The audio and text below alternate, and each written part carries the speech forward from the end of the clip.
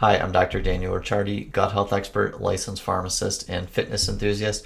I help clients resolve bloating, gas, and digestive problems so they can look and feel their best. In this video, we're going to address the question, is there a SIBO treatment that works best? This video will give you a basic understanding of the different types of treatment for SIBO, small intestinal bacterial overgrowth, and IMO, intestinal methanogen overgrowth. You'll typically get better results if you work with a knowledgeable practitioner, but practitioner or not, having a basic understanding of these treatments will definitely help. This video is not going to discuss each individual antibiotic, herbal, or type of elemental diet. However, we will discuss some of the main things that you should consider when trying to decide which treatment is best for you specifically. Keep in mind that there are many different variables with SIBO and IMO treatment. We will not be able to discuss all of them in this video, but the things discussed in the remainder of this video are things that I've specifically researched, learned from other leading practitioners, and have noticed throughout my own practice. The three standard treatments for SIBO and IMO include number 1, 2 weeks of prescription antibiotics, number 2, 4 to 6 weeks of herbal antimicrobials, and number 3, 2 weeks of the elemental diet. First consideration to be aware of is availability. Depending on where you live, you may not have access to all three types of treatment. If this is the case, the option that is available to you becomes the best option by default. The second is effectiveness. And what is considered effective? Basically, how good the treatment is at getting rid of SIBO and IMO. And this is measured by breath testing. Please note the interpretation for breath testing is very complex and not always straightforward. But for the sake of this video, know that to be effective and be considered SIBO and IMO negative, it is usually required that the following happens. One is to get hydrogen gas down under 20 parts per million throughout the first 90 to 120 minutes